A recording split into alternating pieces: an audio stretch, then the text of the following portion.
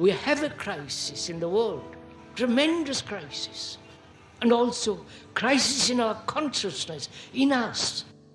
I see the urgency of change, radical revolution, mutation in the mind. I see it. It is necessary. There is complete quietness of the mind, and that which is silent has vast space. Only then that which is nameless comes into being. This is Urgency of Change, the Krishnamurti podcast.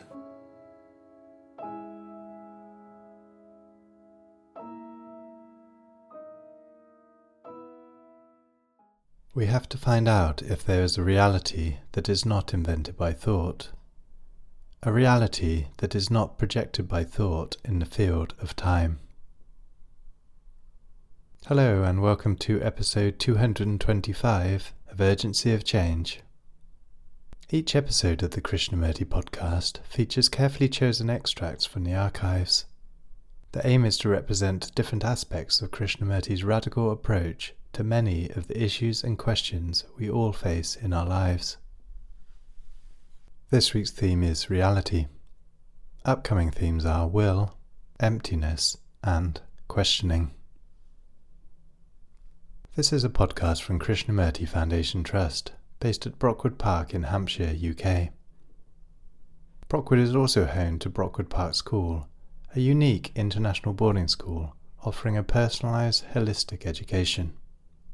It is deeply inspired by Krishnamurti's teaching, which encourages academic excellence, self-understanding, creativity, and integrity. Please visit brockwood.org.uk for more information. You can also find our regular Krishnamurti quotes and videos on Instagram, TikTok, and Facebook at Krishnamurti Foundation Trust. If you enjoy the podcast, please leave a review or rating on your podcast app. This week's episode on reality has 4 sections. This first extract is from Krishnamurti's 4th talk in Ojai 1976 and is titled Our Mechanistic Reality. We must understand what is reality and what is truth. This is not a speculative question. It concerns our life. Therefore, we must understand very deeply the nature of reality.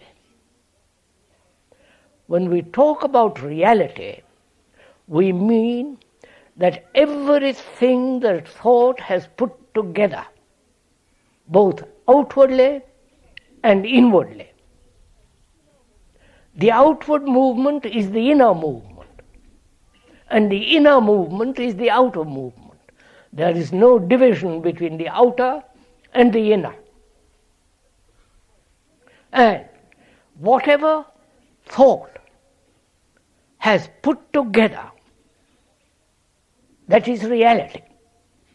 Thought has not put together the trees, the mountains, the lakes. But thought has put together the whole technological area with all its enormous, complicated machinery based upon knowledge. That is also reality, because it's part of thought. And also it is reality, all the illusions and the neurotic behavior, the beliefs, the dogmas, the rituals, the desire for experience and so on, are reality. We are concerned with the transformation and bringing order in that reality. The reality of the things of thought. I hope we are meeting each other. Because if I may point out, this is rather important to understand. when we go into the question of pleasure and whether the human mind, your mind, can ever be free from sorrow. Or must sorrow continue endlessly? So, to find that out, we must inquire very deeply into the question of what is reality. We are saying that nature, the trees, the mountains, the lakes, and the beauty of nature is not created by thought. But that is a reality, that's an actuality. But all the psychological structure put together by thought,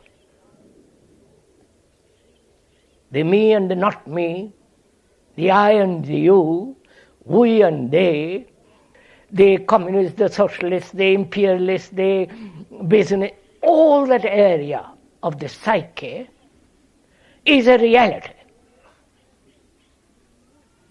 And the neurotic behavior, the illusions, the beliefs, also that is a reality.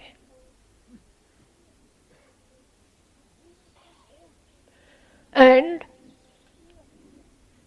to bring order in that reality, which is the reality which thought has created as the me, as the you, the divisions between nationalities, between the beliefs, dogmas, all that, in that confusion, there must be order. Because without order, no society, no different kind of culture can come into being. We disregard order. We think that is not old-fashioned, that is square or whatever name you give to it. We think order is mechanical. And therefore we want to be free of mechanical habits, mechanical traditions, mechanical culture.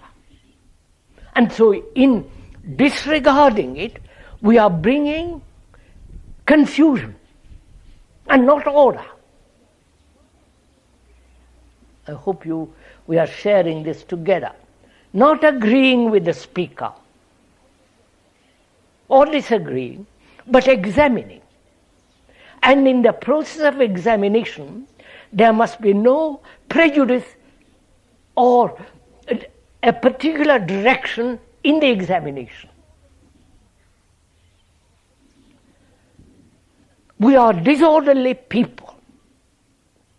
I don't know if you have watched yourself walking down the road. Sloppy, uncombed hair, dirty, unconcerned, all the things that are happening. A permissive, thoughtless society in which we have created. Not only in this country, but right throughout the world is taking place. Because America has become the standard of the world. The affluent society is the highest form of society, apparently, and the world is copying it. And unless in that reality, please follow this, if you don't mind, unless there is order in the structure of thought, in the world of reality, which is the world in which we live daily, we will not be able to end sorrow. A man who is concerned with the understanding and going beyond sorrow must bring order in life, in daily life. As we said, order has been regarded mechanical, conforming, following a particular pattern, moralistic, laid down by societies, by traditions, sections of religion, and so on and so on. So one has to find out what is mechanical. You understand? Is the mind mechanical? Is your mind, which is the thought movement, is it mechanical? We mean by mechanical that which has a cause.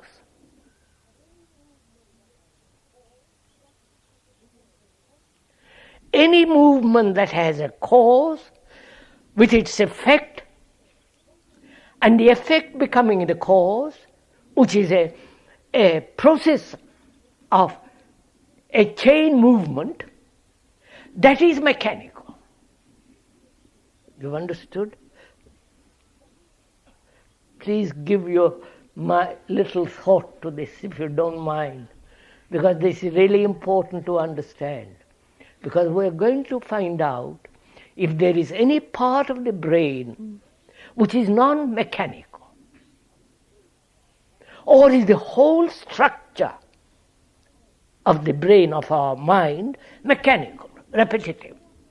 And we say that which is mechanical must always have a cause. The cause becoming the effect, and the effect becoming the cause for the next effect. That's a process of enchainment, binding. As long as that process exists, there must be mechanical activity. Right? That is, if one acts according to a particular pattern established by experience as memory, and act according to that memory, that is binding, that is mechanical. Whether that mechanical habit is 10,000 years old or a week old. So there is a part of our brain, which you can observe it yourself. We are not a specialist. I am talking as a layman. We can observe in ourselves a part of the brain which is the storehouse of memory, memory being experience, accumulated knowledge, and according to that knowledge, experience, memory, there is activity. Therefore, that is mechanical. And realizing that, we revolt against it.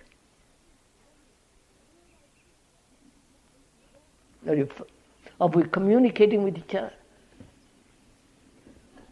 I'll explain as we go along. It's quite a complex thing. So our life, daily life, becomes a mechanical process. You have had certain experiences, certain incidents, which have become a memory, and according to that memory, thought responds and pursues in that circle, in that cycle. That is mechanical. And thought, which is based on memory, is mechanical. You understand, sir? So thought is mechanical. And the mechanical thought says, I must bring order in the things which I have created. You following this? In the world of reality, not in nature, but in the world of reality, of human relationship, fear, pleasure, sorrow, it says I must bring order. Thought has created this confusion and says, I will bring order to it. Therefore, it brings more confusion. Is this clear? Are we meeting each other? No, please, don't accept my words. But look at yourself and watch it. Your thinking is mechanical. Because it's based on memory. Memory is experience, knowledge. And thought says, I will bring order in the things which I have created, which is rather messy, confused. And that's what is happening politically. If you have watched it, with all the campaigning going on now, and that's what religions have done. All our human relationship has become mechanical.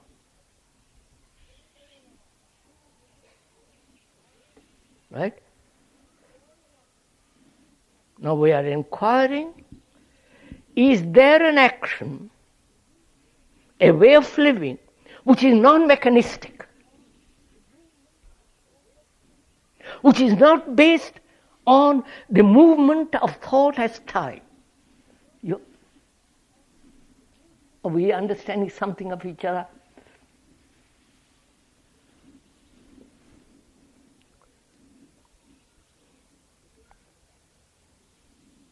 So, we're going to find out if there is an action which is not mechanistic. And therefore we must understand very clearly what is reality. Reality, as the psychological reality in which we live, is mechanistic.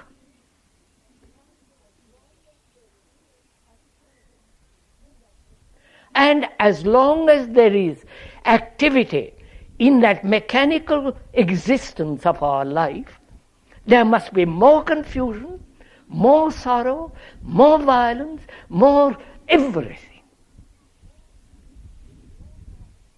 Now we're going to find out if there is an action which is non-mechanistic. Is this clear? Can we proceed from there? I hope you have understood something of this. Because it's your life. It's not my life. It's your way of living, your daily existence, which has become so utterly meaningless, so mechanistic, except for occasional freedom and so on. So we're going to go into this question, whether there is an action, a way of living, which is not based on the mechanical repetition of memory, conforming to a pattern, a way of living in which there is no conflict, all that's involved.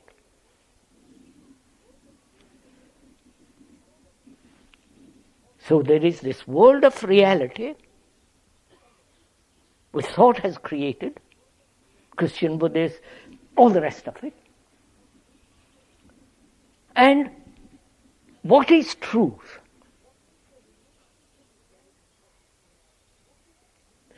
What is the relationship, if there is such a thing as truth, between truth and reality?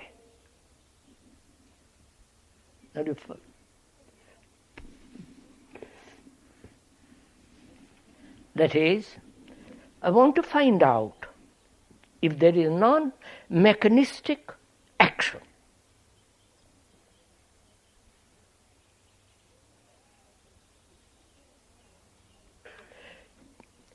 Because if the human mind can find that, then I can begin to inquire into the whole structure and nature of pleasure.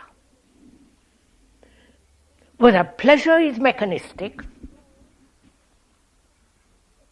and is there joy, ecstasy, real enjoyment which is non-mechanistic.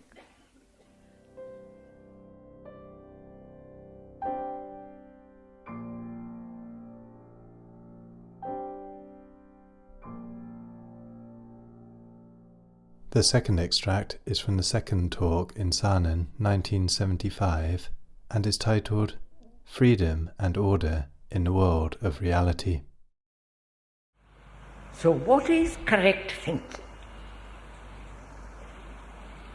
Not according to the speaker or according to you. Correct means accurate.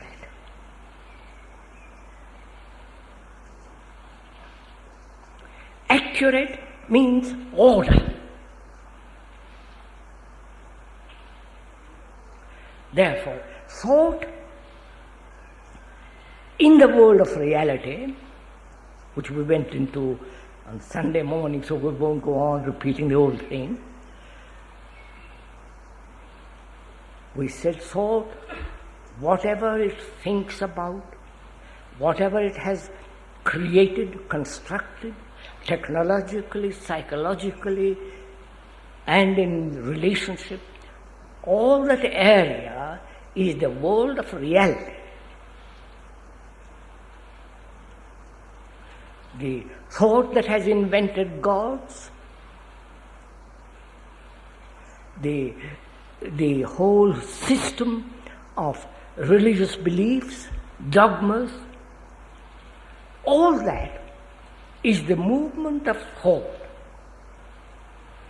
as time and measure which operates in the world of reality. Reality means, I looked it up in the dictionary yesterday, reality comes from the word res, which means thing, a thing. And thought is physical, chemical, therefore it's a thing.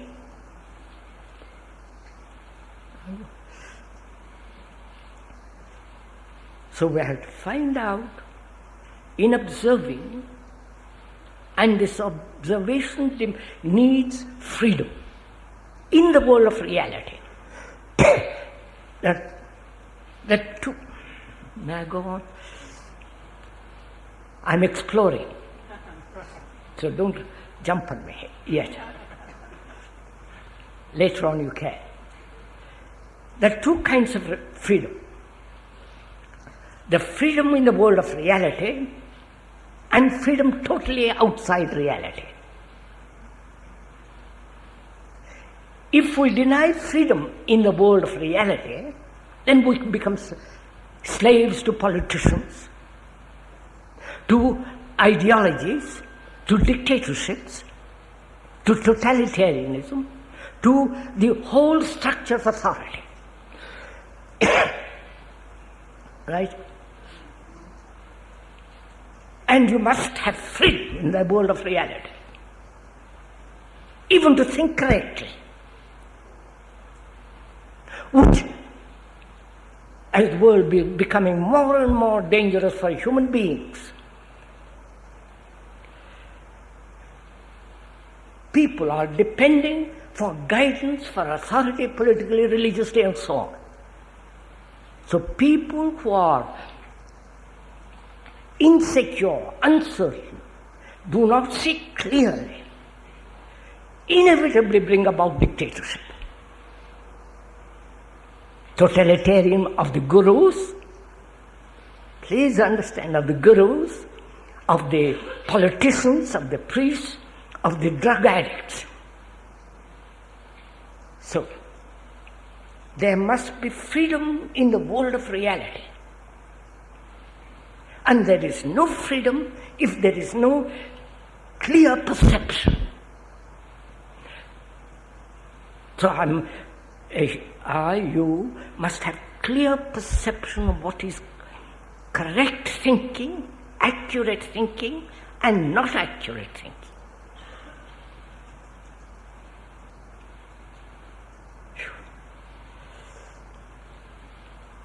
You might ask, what value has correct thinking in the world of reality? I may think very correctly, in the sense we are talking correct, orderly. What value has it in a world that is confused, uncertain, unstable, disorderly? What value has it if you see clearly? That's an inevitable question.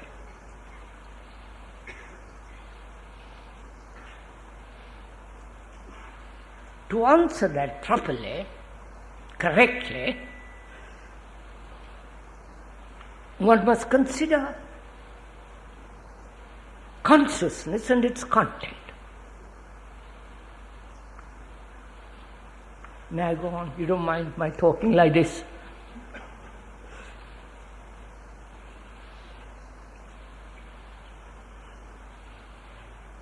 The content of consciousness, which is what you have, each one has, that content is brought about by the priests, the politicians, by experience, by knowledge, by grief, by pain, by attachment, by sorrow, by hope, by despair, all the reactions,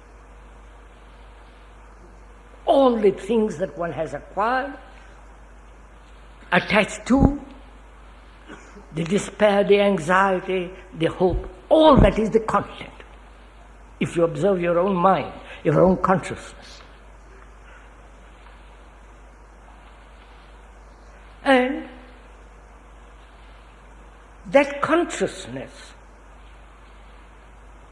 of every human being, with all its content, is affected by the words, please follow this carefully, by the words, by what you read, by what you are told, how you are educated, propaganda, all the religious, political, economic, Marx, Engels, Mao, everything.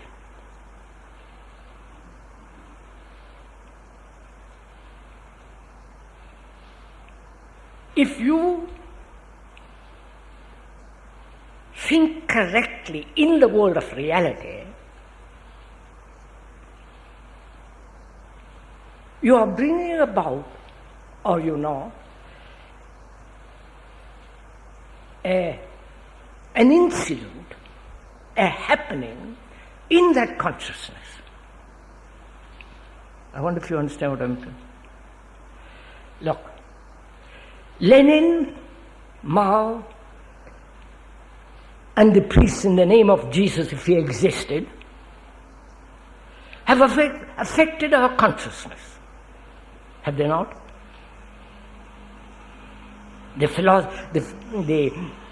philosophers with their theories, with their ideas, with their tricks, have affected our consciousness. Whether you are aware of it or not, this is unimportant. It has affected. Hitler has affected you. Your consciousness. Mussolini, Stalin. Every strong, violent incident happening affects consciousness, or even the most humble. Now, if I change, if there is clarity in the field of reality, I affect the whole of consciousness of man. You understand? Bound to.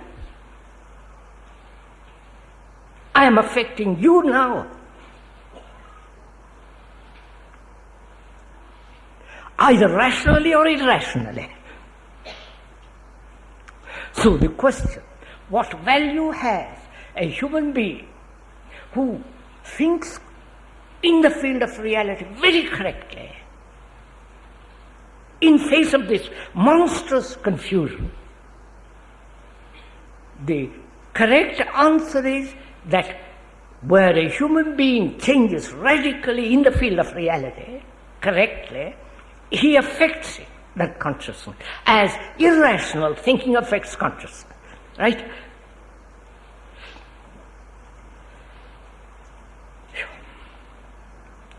So, one realizes that freedom in the world of reality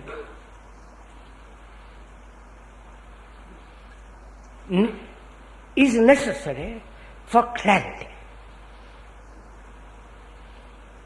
Please follow, this is really deeply important.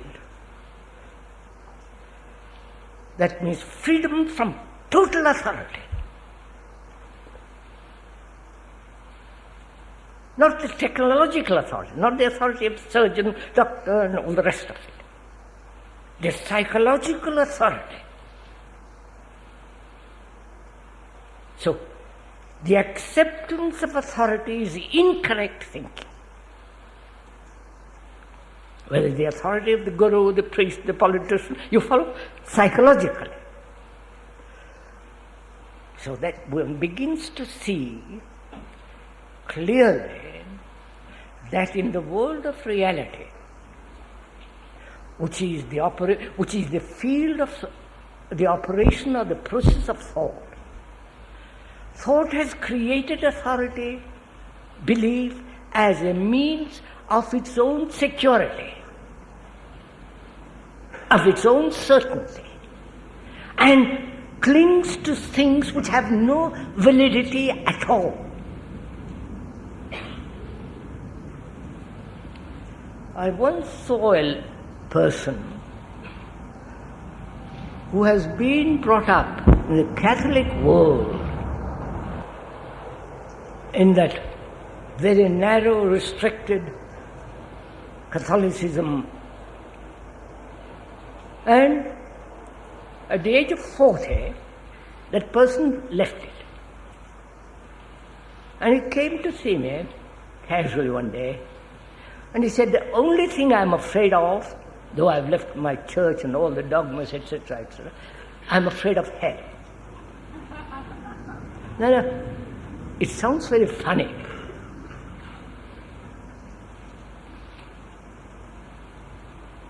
But you see, the depth of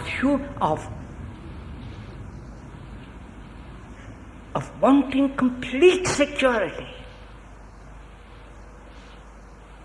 psychologically, will bring about the most extraordinary activity of attachment to something totally unreal, illogical, insane. So, can you, listening to this, be aware of disattachment to authority, to belief, to knowledge as guide.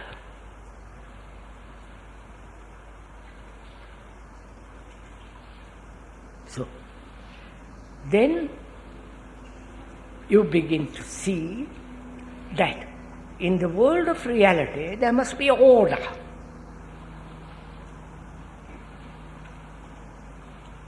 And this order is not possible if there is no freedom. Please, these are just words, but feed it to your heart and mind, then you will have this freedom.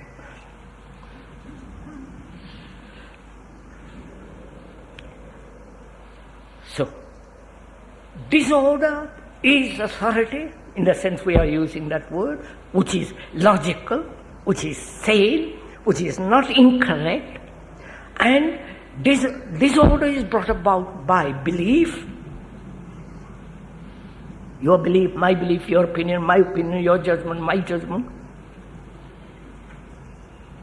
And the assertions of all the priests and so on. So,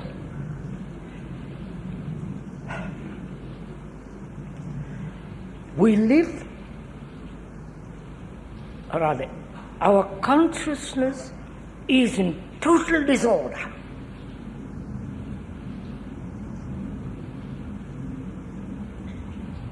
And to be aware of this disorder,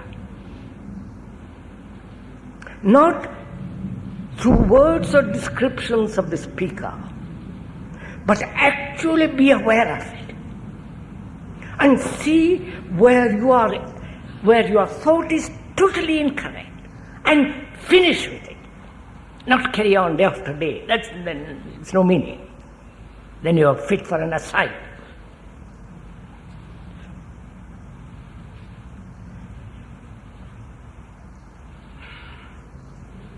So the mind then, thought then, brings order in the world of reality. You understand? Because order means stability, security, psychological, which then will bring about security and order outwardly, not the other way around. I wonder if you see that. That is,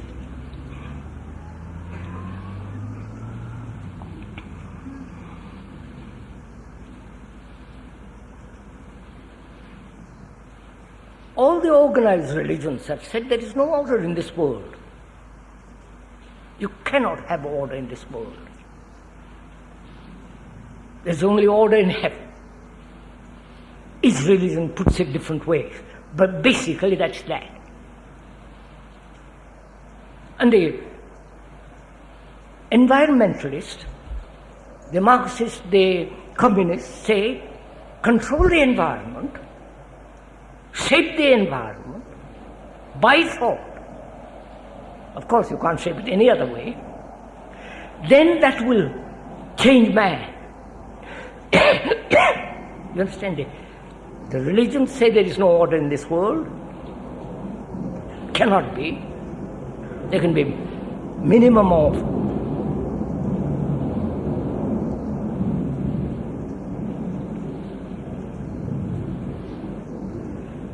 of order. But there is order of beauty in heaven, not here. And the others, the communists, the socialists, the materialists, the humanitarians, the communist Marxists, they say change the environment. Then that environment will change man, which has not happened, which will never happen. And there is the other, which is what we are talking about, which is said there must be order in this world, in the world of reality. Otherwise, there is no security in the world, in this reality, in this world of reality. And this order can only come about when there is correct thinking, not neurotic thinking. Right? Does this order take place in you as you are listening? That is the vital. You follow? Otherwise you are just playing games with me, and I refuse to play games with you. I don't want to play games with you. Right? So, then, what is order in the world of reality? We know what creates disorder. Belief, separativeness, psychologically. You may be taller, you may be this or that I'm not talking of that physical division, but psychological division. Where there is division, there must be conflict. Where there is division between me as the observer and the observed, which is division, there must be conflict. I'm going to go into this presently.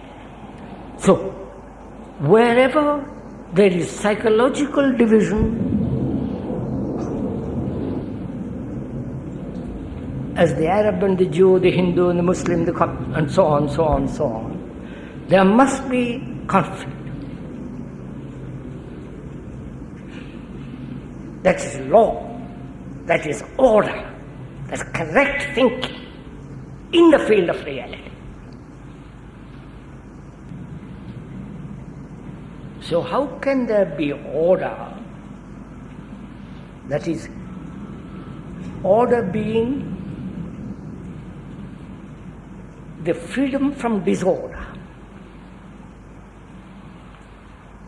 Because I have understood what is disorder, how disorder comes about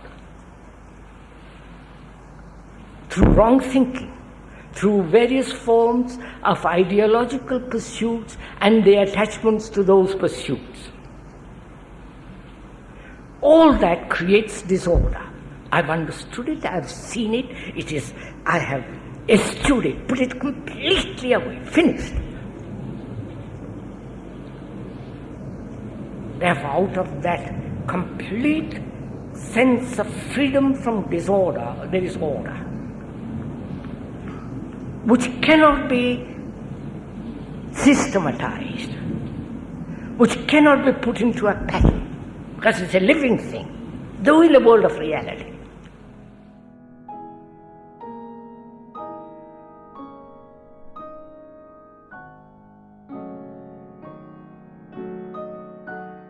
The third extract is from Krishnamurti's 7th talk in Saanen, 1976, and is titled Reality Includes Illusion. Everything thought has put together is reality, right? The tent has been put together by thought. It's a reality. The tree has not been put together by thought. It's a reality. The illusions are a reality. The illusion that one has, the imaginations, all that, is a reality. And the act from that illusions is neurotic, which is a reality. So you must see first, when you are asked this question, what is right livelihood, you must understand what is reality, right? Reality is not truth. We'll go into that a little later, if we have time. So there is reality. Now what is correct action in this reality? You follow? Now, how will you discover what is right in this reality?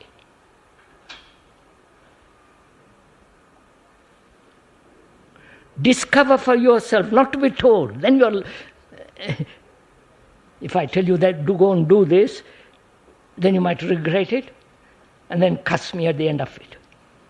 So you have to find out what is the accurate, correct, right action or right livelihood in the world of reality. Reality includes illusion. Don't escape, don't move away illusion and the activities of illusion. Like belief is an illusion, and the activities of belief is neurotic. Believing in nation and all the rest is another form of reality, but an illusion. So, taking all that as a reality, what is the right action there? You understand? Who is going to dictate? Who is going to tell you? Nobody, obviously. So, when you see, please listen, Sadisho, when you see reality without illusion, which is also reality, the very perception of that reality is your intelligence, right? In which there is no mixture of reality and illusion and all the rest of it. So, when there is observation of reality, which is the reality of the tree, reality of the tent, reality which thought has put together, including vision, illusions, when you see all the reality, that reality, the very perception of that is your intelligence, isn't it? Right? So your intelligence says what you're going to do. I wonder if you get this. Do you understand this? Intelligence is to perceive what is and what is not. To perceive what is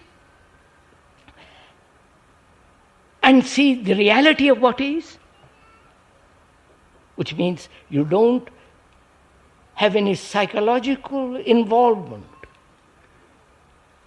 psychological demands,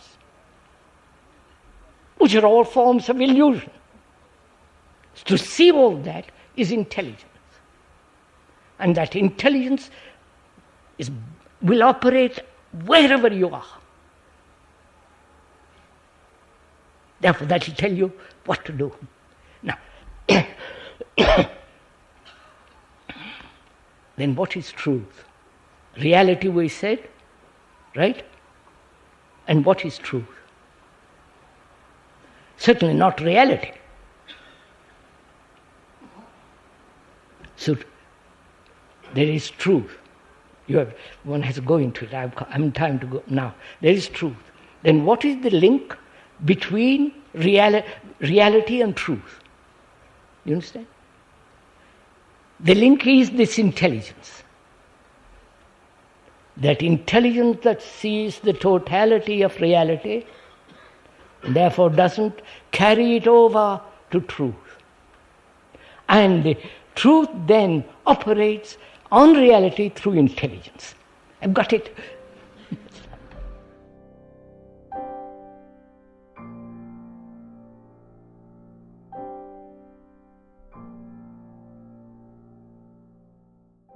The final extract in this episode is from the third talk in Bangalore, 1973, and is titled, Is There a Reality Beyond Thought? So the religious mind, and this is not a theory, not a conclusion, not a speculative assertion, but when you have gone into it very deeply, you will find that you are totally outside of all the things man has put together in his fear, in his desire to find permanency. You are totally outside all that. And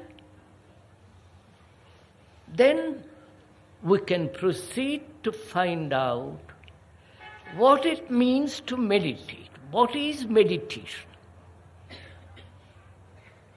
You understand what I have said? That you cannot possibly ask that question or try to meditate without laying the foundation. The foundation is self-knowing. Foundation is in relationship, in which there is no conflict. Foundation is order in our daily life. Order is virtue, is morality. And that order, which becomes extraordinarily precise, like in mathematics, that order is not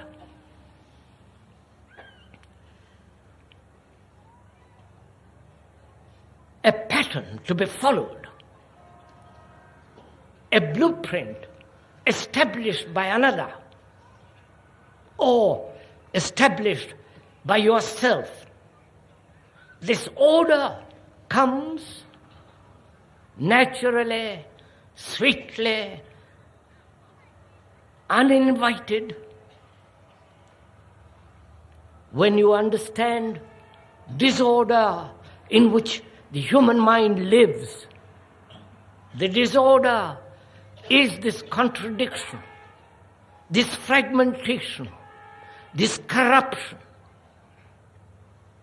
of the mind that has divided itself into various categories of action. So, there must be order,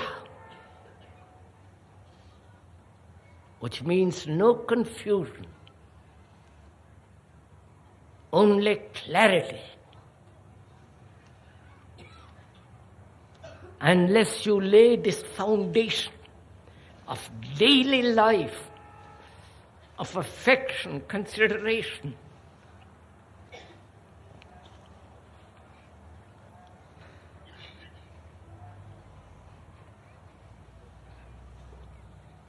and that strange thing called love, meditation will mean absolutely nothing. It will offer an escape.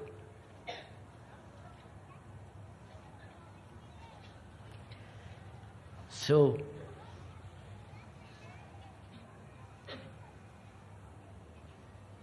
what is meditation? What is the meditative mind? That is investigating into reality.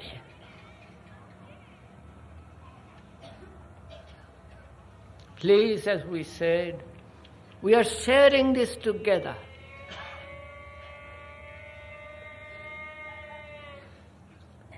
We are sharing this together.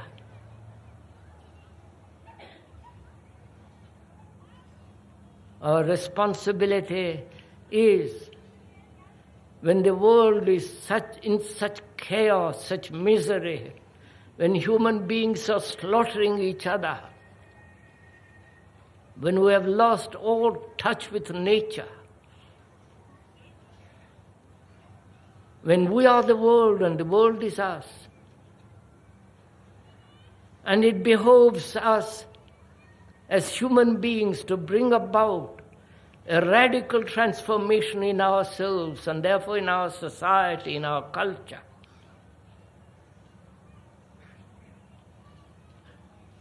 And we must find this out. Not from your guru, not from the speaker, because the speaker is not your guru. He has no authority. He has no followers.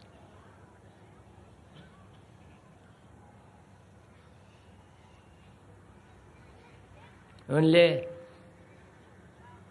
he is willing to share.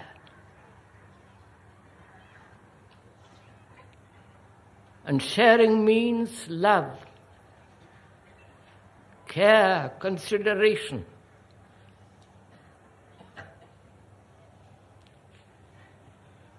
And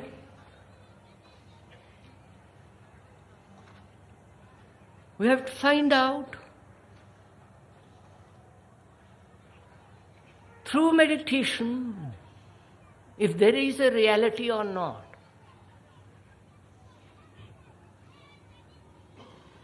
A reality that is not invented by thought. A reality that's not projected by thought in the field of time.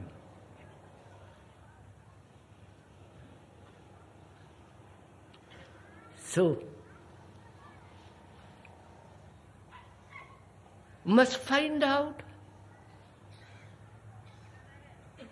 inquire together into what is meditation. A great deal has been written, talked about, practiced.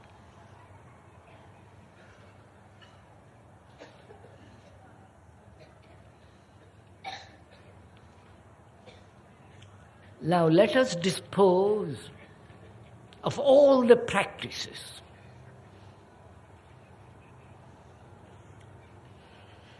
Practice implies direction, a mechanical observation of a pattern laid down by somebody, leading to a fixed point, which is called enlightenment or truth, a fixed point. Like a lighthouse in the dark sea, on the shore from the dark sea, the lighthouse is fixed. It is not living, it is not moving.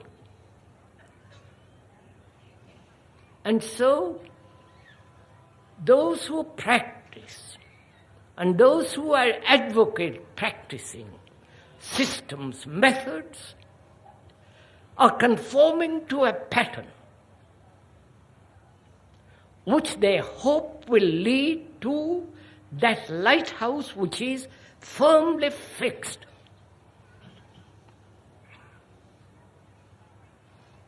And you say there are many paths leading to that thing which is fixed, which you call truth.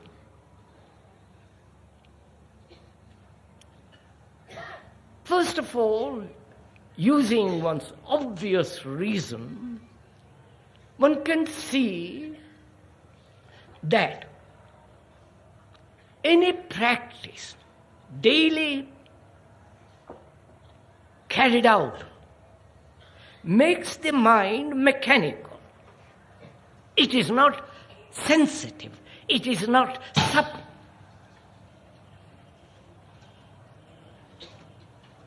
Sorry. It is not supple. It is not quick.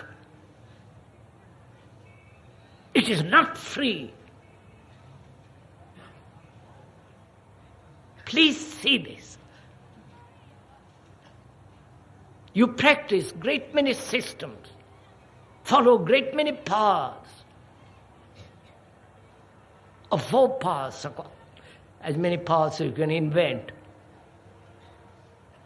always leading to a certain fixed point which you call God, reality, enlightenment, what you will. But you don't see that when you practice, you are making the mind and your heart dull, not free, uncreative. And when you do practice, there is a contradiction between what you practice and what your life is. And you try to impose what you practice on your daily life. And therefore, increase conflict. And also, is truth a fixed point, something static there? You can only see that anything that is dead has no movement, vitality, energy, beauty. It's only something that is dead, fixed. And truth is not fixed. It's a living thing. Truth is not over there on the other side of the bank. It's not something which the thought has invented, or some philosopher, or some so-called enlightened human being has put into words. It's not over there, it is here. It is here in your daily life. And if your daily life is mechanical, then what you practice, what you do, will never come up under reality. Do what you will.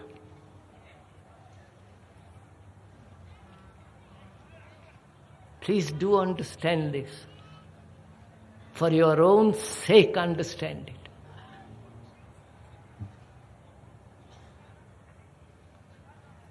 Because in India, in this country, which is ancient, which has so much tradition, there have been so many saints, so many philosophers, so many teachers and gurus.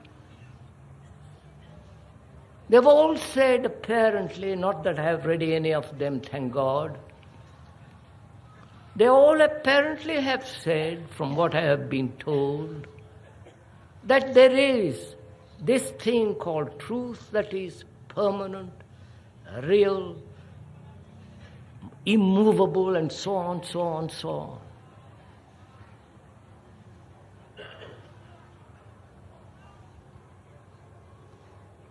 Truth is a living thing.